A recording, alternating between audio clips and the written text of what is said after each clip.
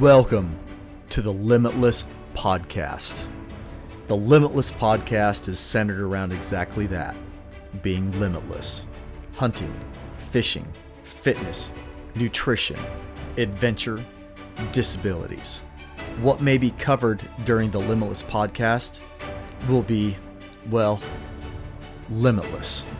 Stay tuned for this episode of the Limitless Podcast.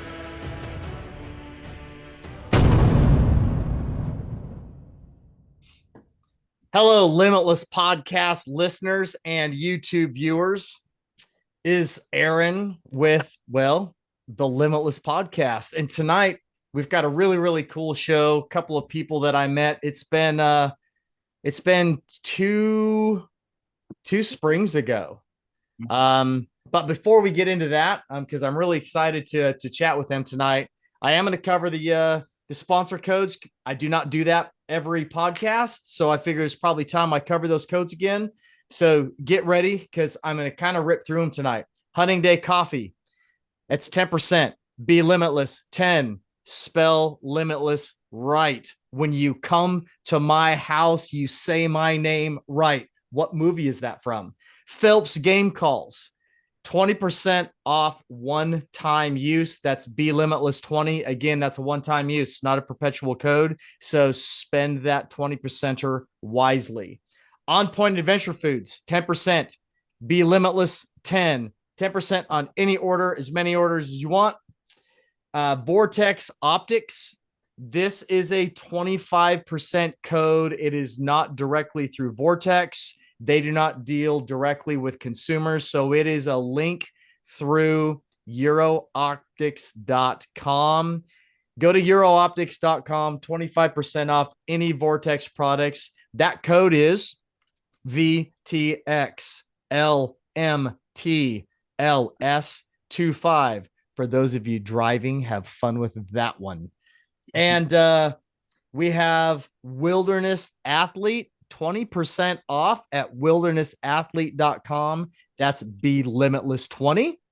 And the Love Sauce, it's 10% off any order, $12 or more. The Love Sauce is and Harry just hates it when I say this, it is a boutique hot sauce company. It's great stuff. Again, that's Be Limitless 10, $12 order or more. That's it for the sponsors. Again, I tell you guys this often, those sponsors, those codes, I do not receive any kickbacks from that. There's no bennies to the show for you using those codes. Those codes are for your benefit. So please use them and enjoy them. All right. So with that said, yes, there is a house divided here tonight. I am wearing a Wilderness Athlete shirt. Wilderness Athlete is a stellar supplement company. And the two people that I'm staring at right now, they're hooked on First Form. So when I say this is a house divided, this would be like in the 1980s, having a husband and wife, one of them being a Seahawks fan, the other being a Raiders fan.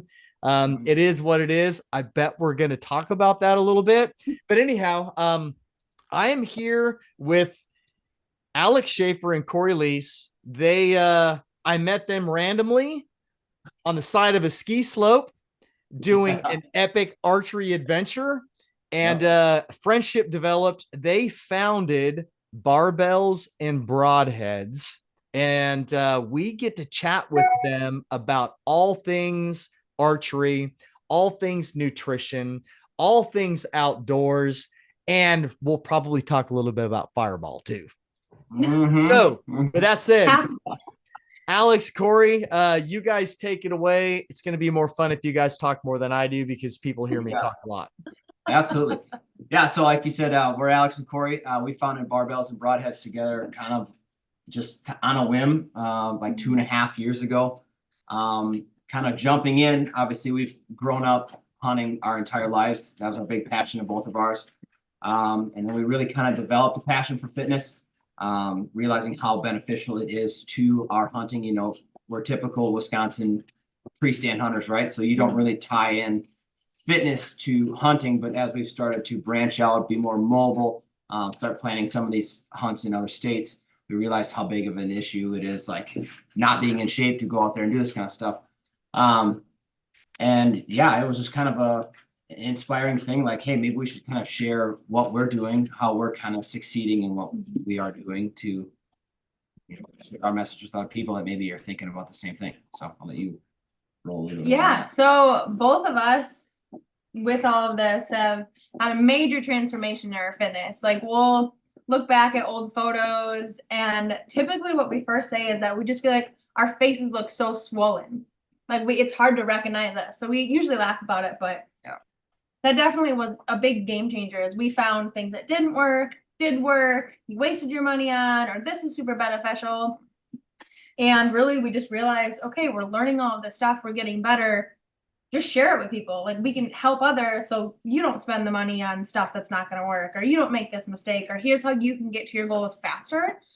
And we've really just developed a love for that. And as we continue to grow in hunting and we make our own mistakes and help other people, we will love doing that as well. So another thing that's really come out of this for us is just like sharing, like, because we meal prep together every Sunday, sharing that with a bunch of people. We have a Facebook group that kind of sits around, and we go live on Sunday nights. We go through the process of cooking, be like, hey, it's not crazy to, take 3 hours out of your Sunday to set yourself up for success for the week. So you're not buying out, eating food, junk food all the time, or having to go spend, $25 at Chipotle to get a decent-ish meal.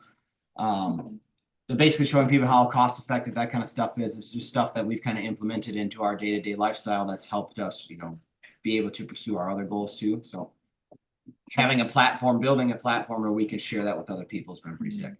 And I feel like, especially like as you get older, both the fitness industry and the hunting industry can be really intimidating to start as a newbie.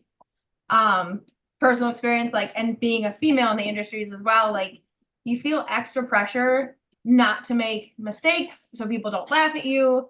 And really, as we continue that education and that support, we just want to help people get the courage to start and try new things and be okay to make mistakes, and through education give them that kind of knowledge to be able to try and want to do it, and empower them to really go for it. Yeah, we're by no means like masters of everything that we do, but it's nice to share things that have worked for us and things that have not worked for us very well, so other people can kind of drop their hints and ideas and stuff for them too. It's like more of a knowledge hub is what we'd like to create. Not so much, hey, you should do everything we do to a T because we're awesome at it. Like, hey, we're open to suggestions to anything, but this is how it's worked for us. And if you have something that you think will help us improve, we're definitely down to give it a shot, and vice versa with other people that we try to talk to. So you guys covered several things that we could 100% just fall down these deep holes in and talk about for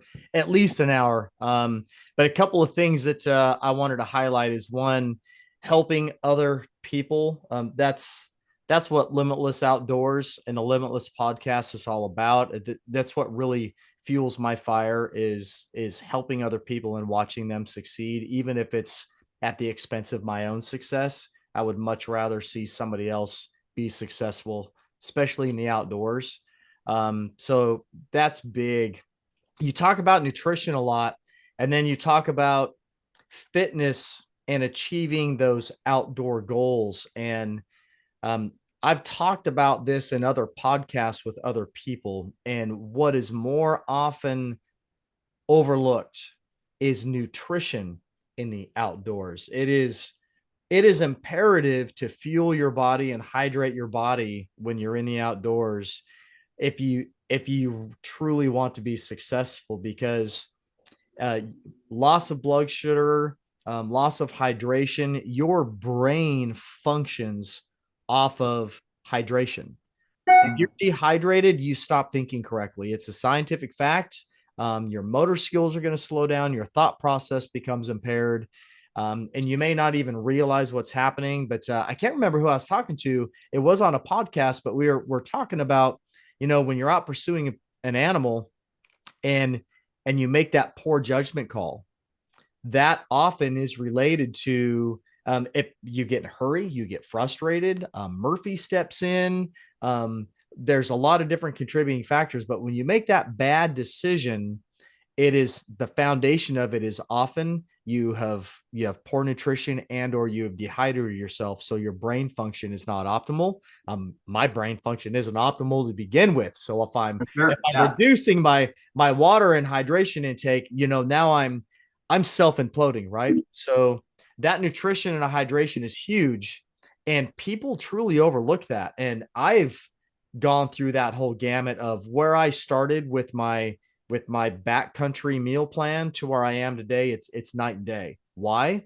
Because I was living off of sodium and crap food in the backcountry when I'm pushing my body and my mind to limits. And I wasn't achieving the success, or I didn't have the legs.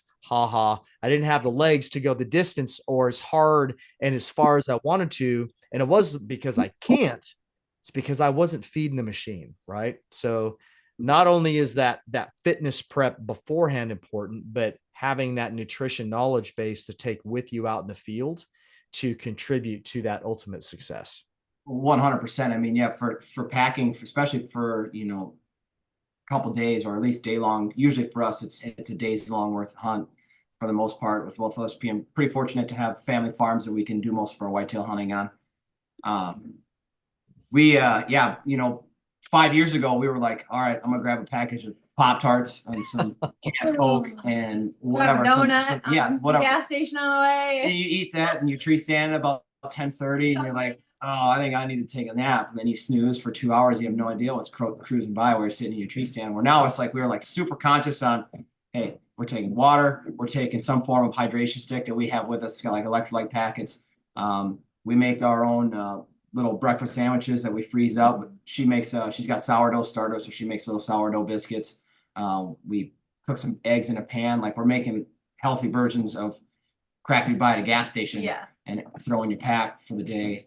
Stuff like that. Easy stuff like beef sticks, beef jerky, string cheese. We're getting away from the processed cheap easy snacks to, okay, maybe we got to front load a little bit more prep into it, but that preparation, really helps immensely in how you feel and how you perform, exactly like you were saying.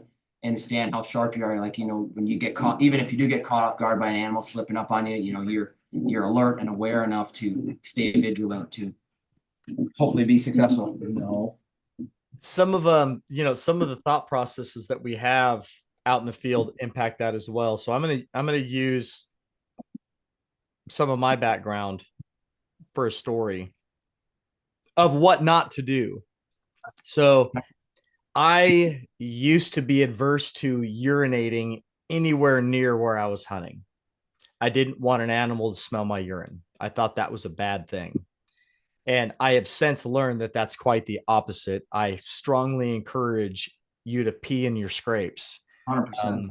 Pee down your tree. But when I started hunting out of a tree stand, I did not think that I could pee out of that tree stand. So I would do two things. I would take a pee container with me, and I would dehydrate myself. During hunting season, I would 100% dehydrate myself. And whitetails were kicking my ass. I was making bad decisions in the woods. I was irritable. I would get in a hurry. I would get frustrated. Murphy would come in and just shatter an evening hunt. And I was, if and when I did have to pee in the tree, I was trying to pee in a bottle, and then I'm packing a urine bottle out with me, and it was just nuts. And then I realized that, wow, deer don't care about my urine. In fact, actually, I can go create a mock scrape just by picking a good limb, kicking down to bare dirt, taking a piss in it, and often in less than 24 hours, I have a deer in it doing the same thing. So I went full swing to the other direction, and I started hydrating. But now I hydrate when I'm hunting, and the only bad part about it is now I went from typically not peeing while I was in the tree to now I might pee 3, 4, 5 times when I'm in the tree because I'm hydrating. It's but the benefits are far better because my thoughts are clear. I'm I'm relaxed, I'm focused, I'm functioning correctly. And when I do put an animal down, my body is ready for that abuse of processing that animal and getting it out of the field. Whereas if I'm under nutritioned or poorly nutritioned and I'm dehydrated, well, that makes it just suck. Mm-hmm. So that's my story on hydration. Big lesson. I only complain about the Midwest weather when it's super cold in November, trying to pee out of a tree stand. That's tough. And especially for for a female hunter too. I haven't asked Cori about her pee in the tree experiences, but I gotta imagine that if I was a squirrel watching that happen, I'd be laughing the whole time. It's a different experience. We'll just say that. So hey, pro tip for those super cold days in an elevated position, you could even do it in the blind. Stay away from coffee and hot cocoa, because that doesn't really in fact, it doesn't hydrate you at all. It dehydrates you. So pro tip option is either go straight hot water and or a sodium free chicken broth or beef broth. You're not only hydrating, but you're warming your core at the same time. Yeah, I like the points that you mentioned about the hydration too, because a big factor when it comes to hunting is like your mental activity tolerance. Like how long can you stare at that same tree? Or like when things are dead or you've been going for days and you're exhausted and nonstop. If you are dehydrated, you're gonna get distracted faster, foggier, the whole 9 yards. And the buck that I got this past fall with my bow was like at the end of a pretty long rutcation that I took. And I just remember thinking that if I would have never done this, I would have never gotten this buck. And a few years ago when, we weren't eating well, we weren't hydrating well, I'm like, I don't think I would have lasted this long. I would have gotten too distracted or been like, given up and gone back to work. That it's crazy how much just mentally that can change you. Absolutely. I can't count on my hands how many times it's been, especially during like the rut around here. It's like 9:30, 10 o'clock rolls around. You've been pretty vigilant for about 4 hours where you kind of let your guard down. And that's always when it's either, sometimes it's not even your target buck, but a decent buck comes rolling through and you're like, I can't even move to make an attempt to grab my bow because this deer is at 7 yards. And he probably, I could have, if I was paying attention, I probably could have watched him walk in from 100 yards or at least heard him or paid attention and not brushed it off, being like, I'm cold, I'm just going to sit here. I think it's just a squirrel, no big deal. And then, missed opportunities like that. So I haven't been as fortunate as Cori has as far as archery equipment this past 3 years. She's definitely got the gold horseshoe on that in the family. Did get one with a rifle this year, but good one. Yeah, the archery season is, we sell film as much as we can for each other, and it's just, that's an animal in itself too. It's fun. It's a fun challenge, but all the extra gear, all the extra movement that you have on your own. I get so immersed. Me personally, I love being out in nature regardless, looking at all these animals the whole time. And I just get I'm backing off a little bit on it now, but the last couple of years I was so hyper fixated on like one specific target animal. And I've kind of changed my mindset on that. Because I noticed especially this last year, it's kind of really soured my attitude a few times. I had a couple bad hunts or a couple not very productive hunts. I just start to get mad at them, and I had to sit down and think like, hey, you're out here in God's country. It's beautiful. It's quiet. You're looking at nature. You got birds, squirrels, some fawns running around. Shut up and enjoy it, right? You don't need to be out here chasing these big giant deer all the time and thinking like, hey, this is the only means of success for us. So sorry to go off on that tangent on that. We know we're everybody has their drive, their reason, their purpose for what they're doing, right? And that'll change too. As an individual, it's going to change on occasion as well. Different stages, just different chapters, different stories. I went through a period of time where I was taking hunting so serious. I didn't want to hunt with anybody. I didn't want anybody around me. I didn't want to go camp with anybody. To me, it was just, I thought that I was so focused and it was so important that I had more bad days than good days. And I did that for probably 2 seasons. And then I had a pretty big wake up call and realized that, man, I'm ruining my own time. I have nobody else to blame for my bad experiences but myself because I was so focused on certain things. And since that time, I've put cameras away. I was trying to get into self filming, and I was packing a Canon G50 and multiple action cameras and trying to get everything just right. And at the end of the day, it's I just want to go hunt. And it's there's YouTube is becoming a mecca of self-filmed hunters. And when it first started, it was cool, it was fun, it was a big deal. And now there's so many people doing it that I look at it as, you know what, if I go film a hunt and I edit it to the level that I know how to edit film, and I put it out on YouTube, the number of people that are going to watch that is really limited. I'm Yeah. not, it's so I kind of shifted to just go, just go enjoy the moment, or go with a buddy. And, I might go film a buddy, but Yeah. it's, I've started leaving the camera equipment at home, and I'm really enjoying myself. And I've had a couple of people ask me like, "Hey, why didn't you film that?" It's like, I didn't want to. Yeah. It's I had a really cool experience on my muzzleloader buck backcountry last November, and people, why didn't you film that? Because my pack was already well over 100 pounds going in with everything that we needed for that trip. If I had camera gear with me, that would have been just a horrible experience.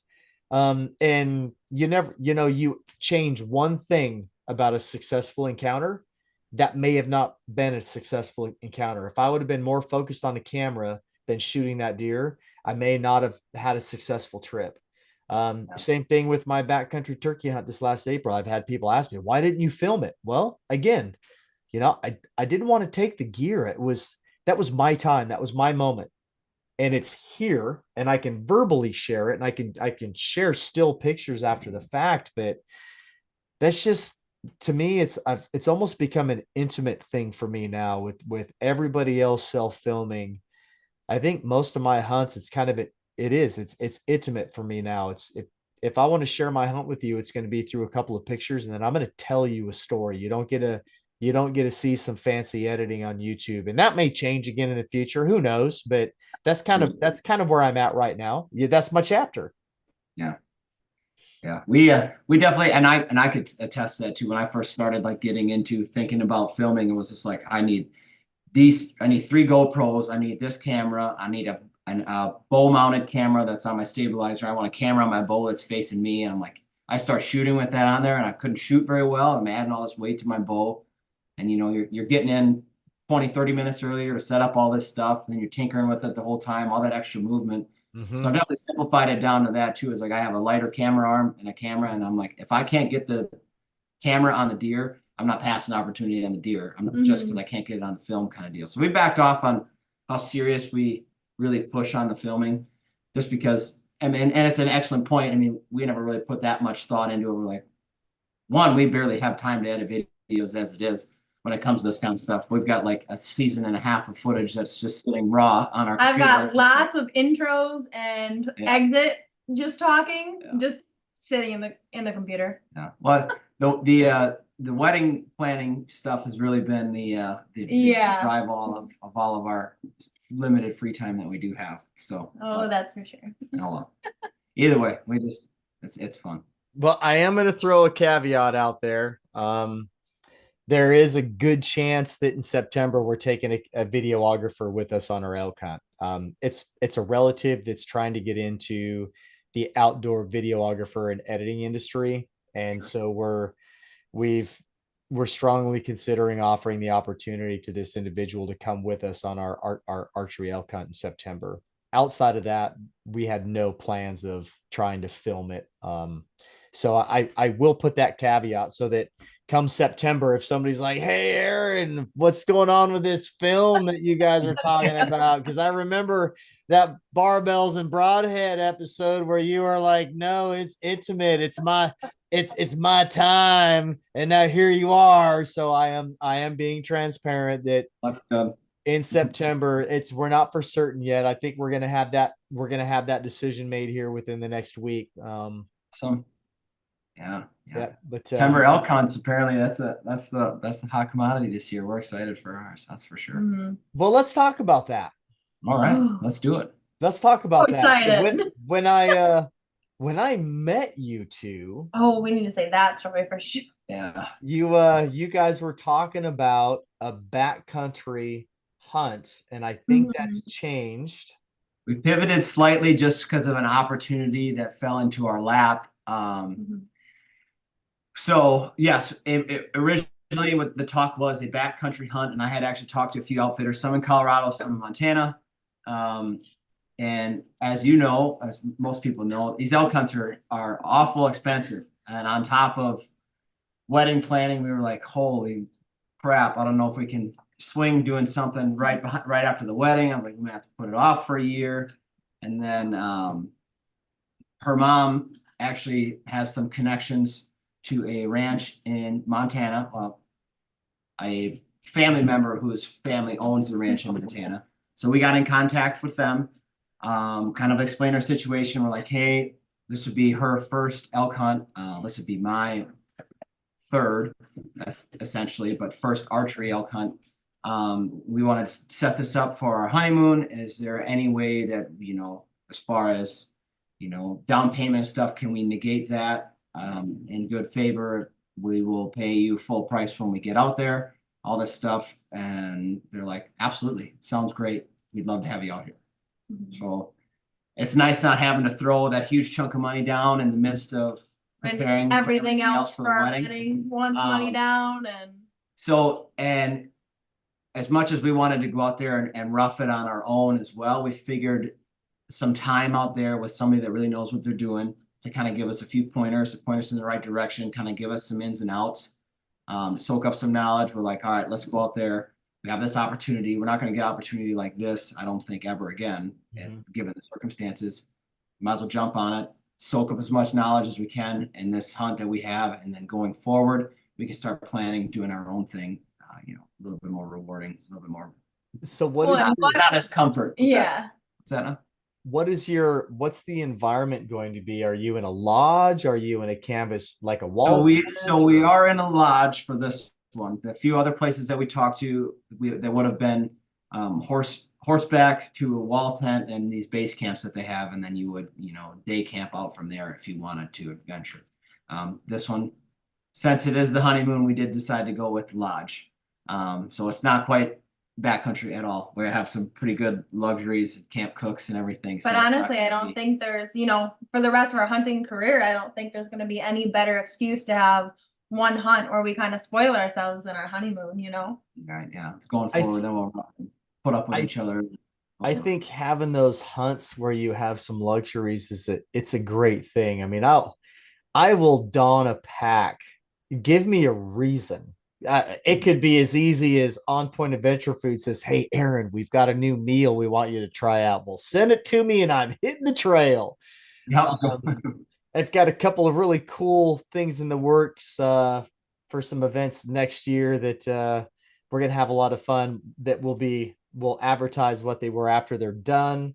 But I love being under pack load out in the wilderness somewhere. But when you can drive to a buddy's house and having the evening before you're going to go hunt to have dinner together, and you're sleeping in a bed, or if you're going to go to a lodge, it's all fun, right? It all generates great memories. It's all generating potential success. So, I'm excited for you guys to get in the backcountry. I think that experience for you guys is be incredible.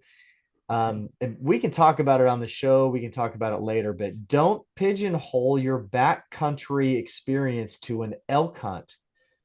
Right. Go out of state or go in state, go backcountry for turkey. You want to have a good time. You want to have a ton of action, a high percentage of success, and you can still go backcountry. You're doing everything that you do for an elk hunt. other than spending all the money. Yeah. You have like no odds of being successful, and your pack out is way gooder. Yeah, oh yeah. Yeah, you throw a bird over your shoulder pretty easy and pack that thing Yeah. up again. And Yeah. it's not, it's an elk hunt is, I mean, it's physically it's tough. Now, I'll cover ground turkey hunting. Sometimes you've really got to cover ground to go get into birds. It's just it's what hunting is, right? But I don't know what Wisconsin's like, or if you picked an out of, a state to go non-resident for turkey, but a lot of those states you can only hunt till noon for certain portions of the season. So if you went on that type of a hunt, and we've done it, and it's awesome, you pack in, you hunt in the morning, and then you have all afternoon to enjoy other things out in the wilderness. You can still go scout. You can scout for deer or other hunting activities. You can go roost birds, but you have the day to really enjoy the people that you're hunting with. And typically in a turkey setup, you're maybe sitting right next to somebody. So to go backcountry on a turkey hunt with your wife, your spouse, a friend, it's just a really cool adventure because you're not tied up in a tree somewhere by yourself, all serious about chasing a whitetail because it's serious hunting, and you're not exhausted running around the mountains like you are for an elk hunt, but you're still having an incredible hunting adventure in the wilderness. But it's a different experience. It's backcountry turkey hunt is just ridiculous. So give that a thought. You And got it. it's good weather. It's a good time of year. Yeah, yeah, it's not super cold. You're not gonna be super worried about having to be bundled up around a fire trying to get a decent amount of sleep. But Yeah. yeah, so the Wisconsin turkey season, the way that those work is you basically residents, I think non-residents can apply too, but it's basically a draw and based on zones. You get like in there, it's a 7-day window for each tag. There's 6 seasons.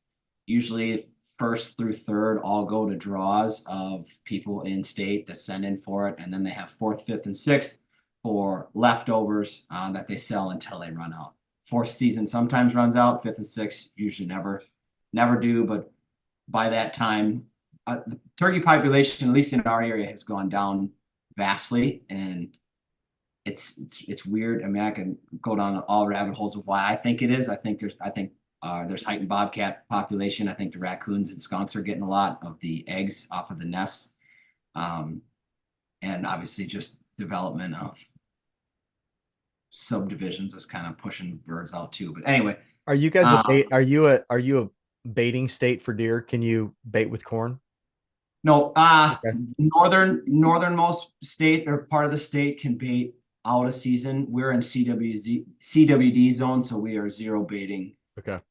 No mineral, no nothing. Okay. So, yeah. So no backcountry elk hunt. No, I know we're probably disappointing you with that one. No, I know at some point you guys are going to get out there and do it. I don't know. Do you guys want to tell the story of how we met?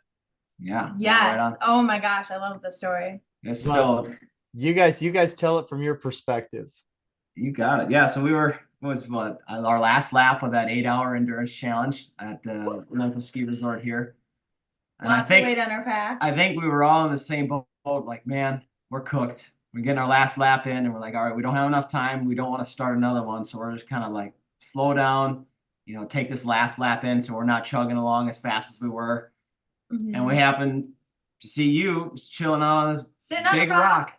And we're like, oh, this guy's just hanging out. So it started to rain, and we're like, well, there's cover here. Let's just hang out. And we just started shooting shit. And then I think all of a sudden you just pulled out a little bottle of Fireball, and I think we all just busted out laughing. Like, okay, this guy knows how it's done. We should pack more of those. Yeah. Yep. And then I think that's when we continued on our journey from there to finish out that last lap and back up top, and we talked the rest of the way up there and met with that other group. But yeah, that was our first impression, and it's a lasting one, obviously. I was like, oh, yeah, this guy to rock with this Fireball. So there's three things that you always have to have when you're going to go into the wilderness. Three things. You have to have food, water, shelter, and Fireball. Three things. Yeah. Food, water, Okay. shelter, fireball. See, I have 3 fingers up, right? You've watched me. I'm going to do it one more time for you YouTubers. I'm going to do it again. Watch my fingers. Food, water, shelter, fireball. 3 things. Those 3 things are key anytime you're going to leave the truck for an overnight adventure or a multi-night adventure. Those are the 3 things that you must have. Yep. And then I think it was the next day you were in with another with a group of people that you were out there with. I didn't get to go to the event afterwards because I had to work that night. But I think did you go down there? And that's where you announced your winner for that year for the A3G initiative. And I was like texting the whole time. I'm like, this is so cool, and like kind of filling them in on your speech and what it's all about. And yeah, and then I saw you the next day. You guys were having lunch at the restaurant supper club that I bartend at for fun. And that's when you handed us those 2 shooters of Fireball and some hats and some stickers, and that's where we continued to grow our relationship there. And those 2 shooters of Fireball are still sitting in our cabinet. Yeah, so waiting for our backcountry hunt. Yep, like you said, we haven't gave touched those it to Alex, and he's like, "All right, so you got to hold on to these, and you have to drink them once they're out there. Once you're out there, so we've got those saved in a special cabinet, good to go." I'm looking forward to seeing those empty. I am. That was for sure. That was pretty entertaining. Yeah, it was fun. And we all had the same mindset. We did not have time to finish that lap and do a whole nother lap. For the listeners, the Beast Mode Challenge, Brian Austin founded and owns the Beast Mode Challenge, and he does a lot of it's archery with a flair of what are those like a Spartan race, or a CrossFit competition, but it's archery based. So you're going to go shoot, and then you're going to have fitness stations or punishment stations. And the Beast Mode Challenge, I believe that was the first one that he's ever done. He planned one for 2020, and it was hit with COVID, so he wasn't able to do it. If I remember correctly, I could be misspeaking, but I think that's what happened. But it was an 8-hour archery challenge on a ski slope, and it was about a 2-mile course. There were only 2 archery stations on the course. However, those archery stations, you had to have if you were an individual, was it a 35-pound pack? Correct. 35 for, I think that was all across, actually, no, 35 for the males, 25 for the females that were individual. No, I thought it was when you had a group, you could spread out the weight however you wanted. Individual. For a group, you could. For a group, you could. For an individual, it's 35-pound pack, and you weighed your pack when you started, and they would randomly weigh your pack throughout the event to make sure that you were maintaining that weight load. Making sure you didn't have 10 pounds of water in a couple bladders back there that you were emptying out every time. Yeah. And so you were carrying a pack, and you were maneuvering on the ski slope. And at your target station, if you had a good shot, you just kept going. You didn't recover your own arrow. They had volunteers at each target, so you had to carry at least 3 arrows with you so that you could hit a target and then keep going. And when you came back around, you would recover your arrow. But if you missed, or if you took a bad shot on a target, there were 3D targets, there was a punishment station involved. One of them was a healthy sled drag down the hill across the slope and then back up the hill. And then the other one was you just had an added elevation climb. You had to go up a ways on the ski slope, cut across, and come back down, pick up your rig, and then you could, when I say rig, your bow, and then carry on. My gosh, our group had to do every time. No. We hit twice. We hit the elk twice. I know I hit the elk once. We never did the sled drag. We hit the whitetail and the vitals every single time. But for some reason with that elk, we were all just a little bit back or just a little bit low. Not that I'm saying that a liver shot should be considered lethal, but it was definitely liver locations. I wanted to argue that with the judge. But yeah, the way that Brian has some of his events set up too is actually outside of the 8-hour endurance challenge. It's actually a heightened penalty for a body shot or than it is if you completely miss the target and whiff at all. He Mhm. said, because a clean miss is it's better than a wounded animal. Yeah. Well, and his logic too is it's gonna physically hurt you more with an injured animal. They're gonna go farther and you're gonna have to hike a lot longer to go retrieve it versus a clean shot or a clean miss. Which I really like that logic. Yeah. Not when I have a bad body shot, but in general, I like that logic. Yeah. Yeah, that's where we were at. And so you have 8 hours to accomplish as many laps as you possibly can. They had individual male, individual female, and then they had teams, and they had all male, all female, and or they had co-ed teams. And it was awesome. It was just a ton of fun, a good crowd, positive attitudes. Some people were getting a little bit competitive, but even the folks that were really competitive, they were still friendly, and there wasn't any negativity at all at the event. It was awesome. So that's where we met, and kind of led us into connecting through your barbells and broadheads.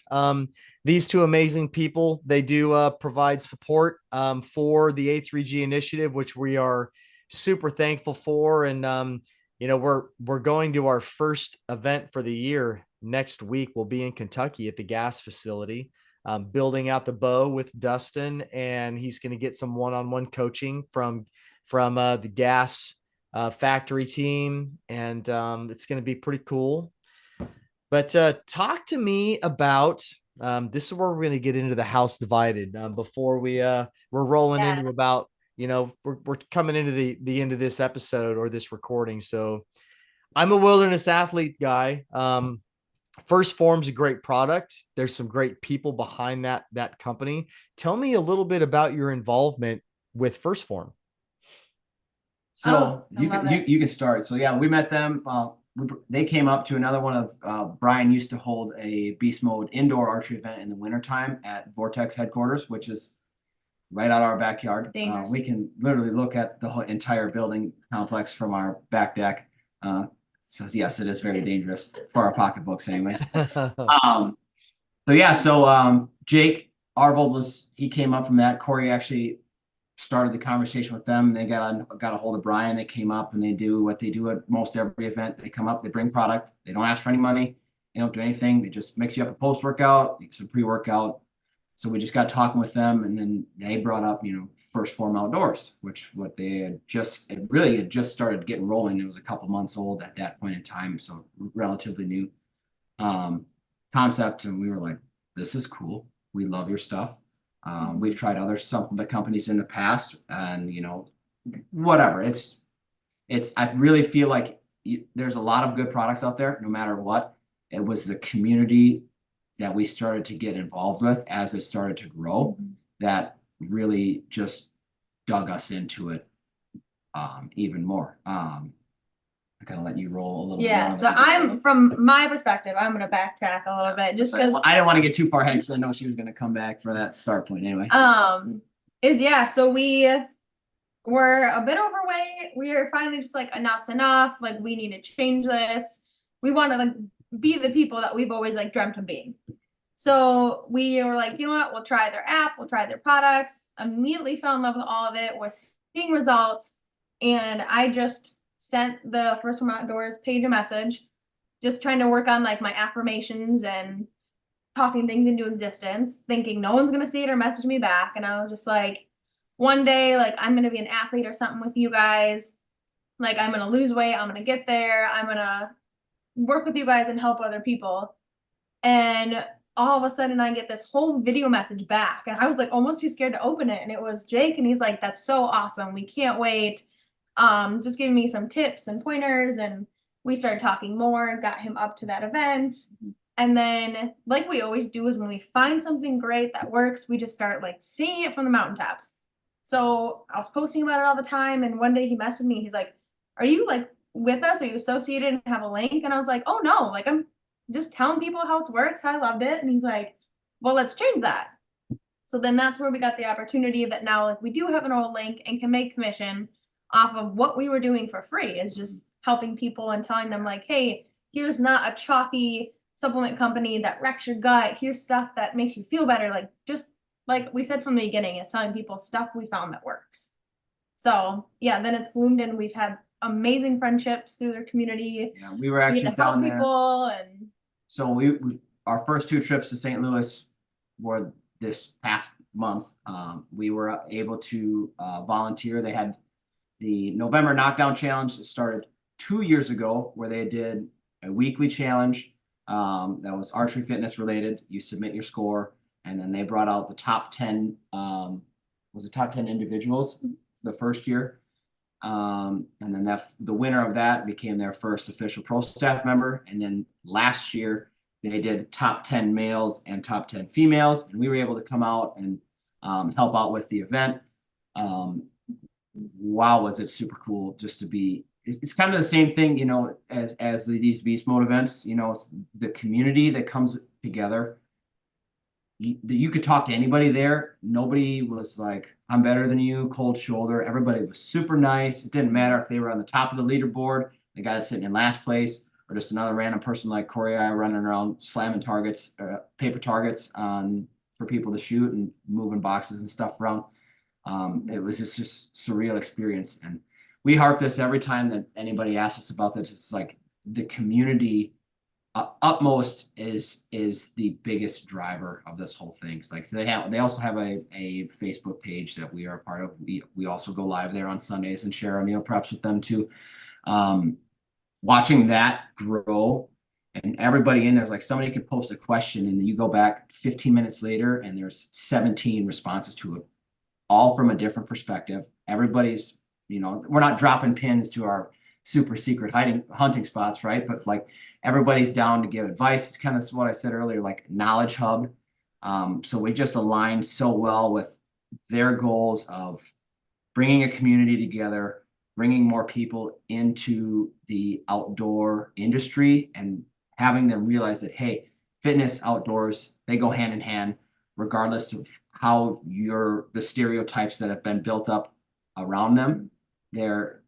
If you want to be doing this kind of stuff when you're 80 years old, taking your grandkids out hunting, and you want to be puffing it up the hill ahead of them and they're struggling to keep up with you, like, you need to focus on your nutrition. You need to make those lifestyle habit changes now. And here's a giant group of people that want to support you doing it too. So that's awesome. Yeah. I'm so happy for you guys. And at some point this year, you're tying the knot. yes. You sent me the date. So we had 85 days, 86 days? 86 days. Yes. Now we're getting down to all the like, okay, we need to make this decision right now. We need to do this right now. So That's not a we thing. She's been doing most of the planning. I'm not going to sit here and let her lie to you like that. I've helped pick out the food, some of the alcoholic beverages of choice that will be there, because we said that we would not get married if we couldn't have open bar for our friends. So we have open bar for our friends. A lot of legwork going into it. We're hosting the ceremony and the reception at 2 different locations. both private properties. Both of our family. properties that we've grown up on. Yeah. So her family land is where we're going to have the ceremony, a little off the grid cabin. We go out there and spend a long weekend, usually in the fall. Beautiful chunk of 40 acres, literally in the middle of nowhere. You can't hear traffic. It's phenomenal. So peaceful. And then the farm that I grew up on as a kid, we're hosting the reception there. So that's fantastic. Yeah, we got a great family friend that's going to cook the foods for us. We're doing serve yourself, so we don't have a catering company or anything. It's pulled pork, pulled beef, some buns, some various salads, and yeah, a couple different cocktails to choose from. We got a good friend, and her friend is going to bartend for us, and yeah, just tying into more sentimental side of everything. You know, like, hey, Absolutely. we love the property that we grew up on. You know, we have aspirations of building on my family farm at some point in our marriage to get out of town. Not like we don't like our house where we're at now, but we just want to be in the country. Yeah, really our biggest focus with wedding planning is you can see everyone get so carried away into like, well, this is what the trend is. This is what's expected of you. And like, we've just the whole time been like, this is our day. It's focused around celebrating our love and our future. We're going to do what we love. We're going to do what means the most to us. Yeah. So both of the places is where we've shot multiple bucks, have amazing memories together. every detail that we're tying in is just what we want and personal. And that's what some of the advice, when we've asked some of our other friends that got married. Do whatever you want. Yeah, that's exactly what they said. They're like, That's my advice. don't try to please everybody else. It's your day. Do whatever the hell you want. So Mhm. that's kind of the mentality that we've had rolling forward with all this. And I think it's kept, not saying that it hasn't been stressful, because it's definitely a little bit stressful here and there, but it's definitely nowhere near as bad as I anticipated it to be.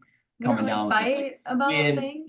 being less than 3 months away from it, I thought I would feel a lot bigger sense of urgency and anxiety, and I'm just like, not that I'm not excited to get married, but spreadsheet ever. So yeah, we have two different functioning brains here. We both like spreadsheets, but the way that she sets up spreadsheets and the way that I use spreadsheets, it's just like it does not cross over well. But she's got a method and it works, so I don't mess with it. So. Yeah. That's awesome. Yeah. That's good, you guys. I love it. What else do you have? Anything?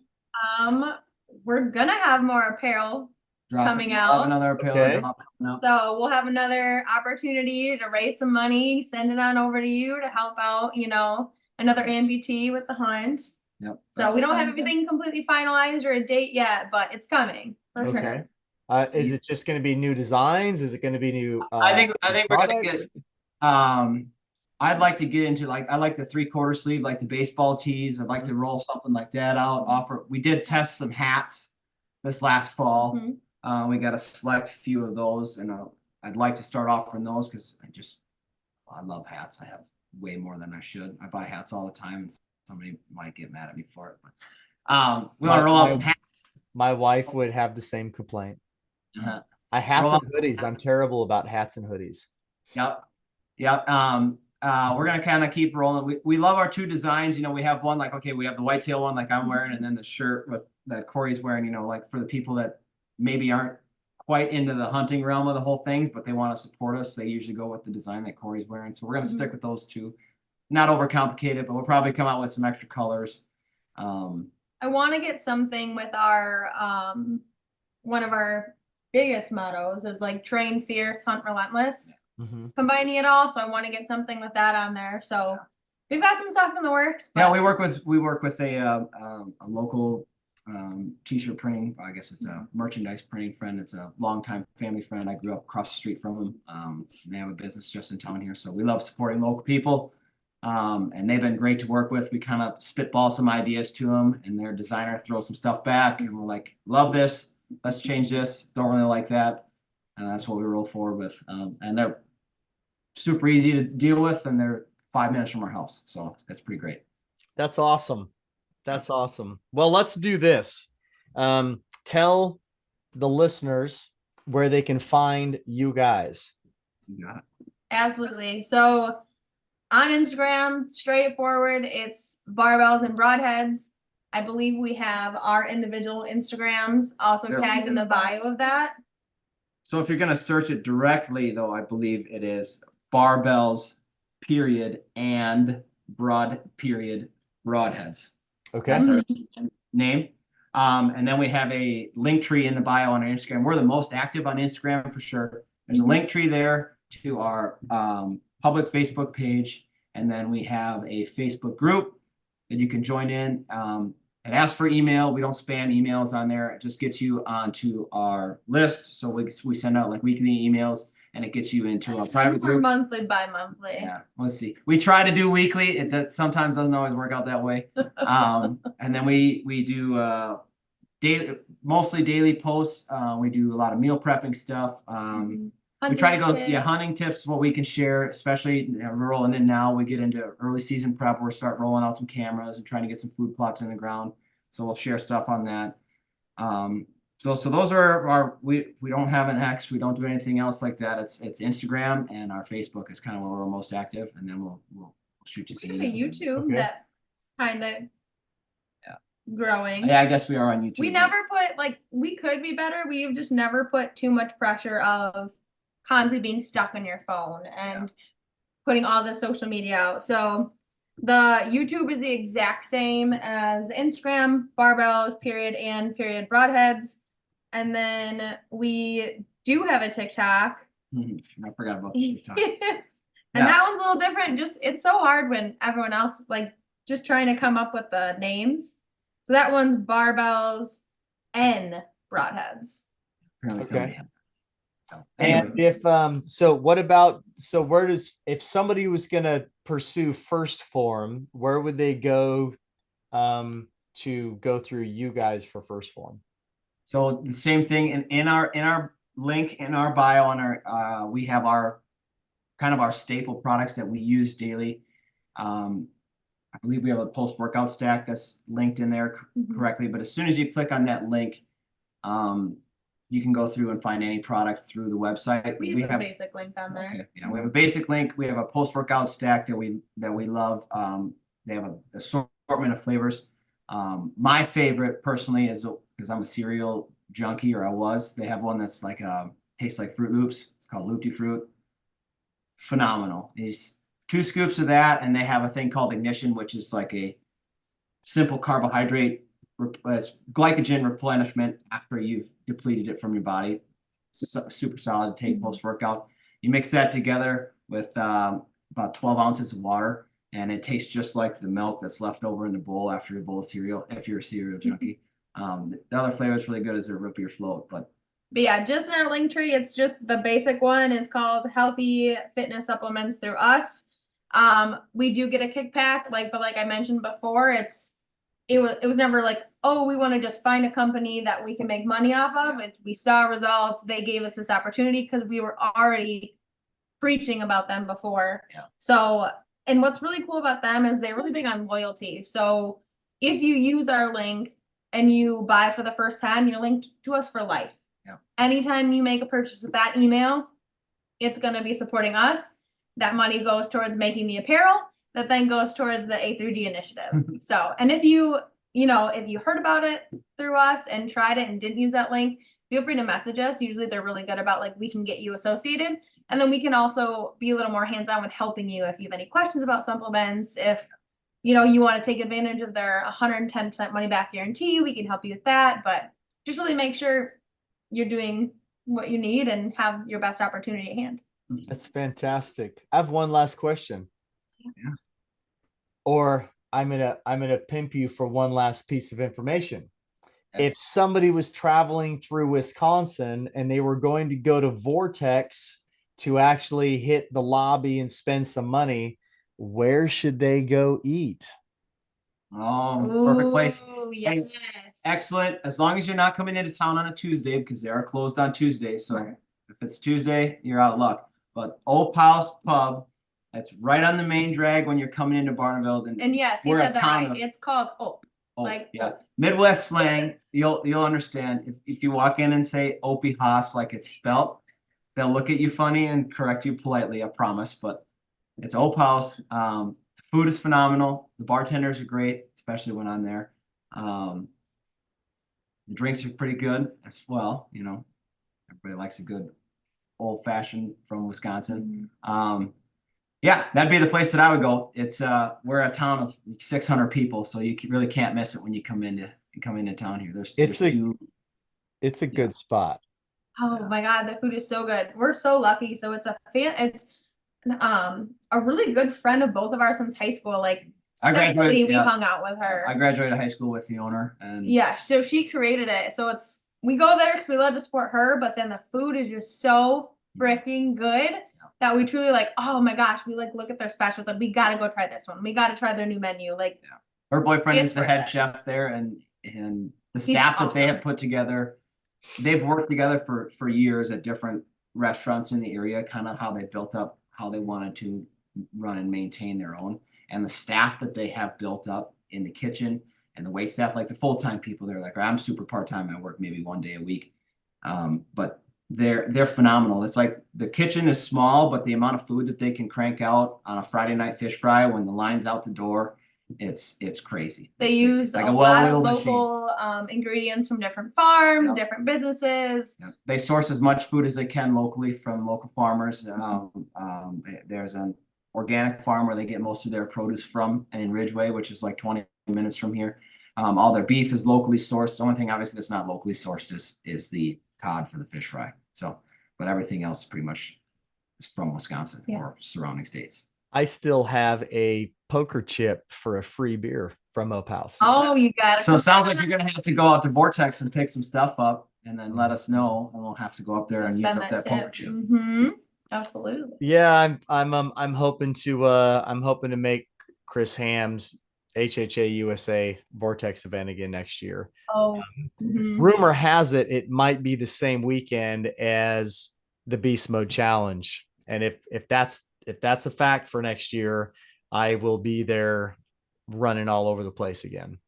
yeah. Okay, well, you let us know. We'll probably have to suffer through that again. We were gone this year for they had the 8-hour endurance challenge. His games this year, I believe, are during my bachelorette party, and we are at that stage where we have something going on every weekend. So unfortunately, we haven't been to one of his events in a while, but like actively are trying to get back into it. Yeah, he opened up a few other ones too, but there again, they have fallen on weekends that were either out of state or already have other commitments. But they have an additional 3D shoot at another ski hill. He's slowly expanding, which is pretty cool to see that kind of grow and kind of get a different target audience. So that's good for him. I'm trying to get Brian on the show. Oh, nice. All right. Yeah. He's very knowledgeable about so sure. many things. Yeah, he is. Yeah, great. All right, guys. All right. Well, appreciate you, Son. Yeah. Awesome. So in closing, this is the Limitless podcast, and you just listened to for about an hour the founders and owners of Barbells and Broadheads, and they're just awesome people. Check them out. Have some fun. Try some First Form if you don't want to use your 20% wilderness athlete discount. Guys, it's been a pleasure. And as I always end my shows with, be limitless.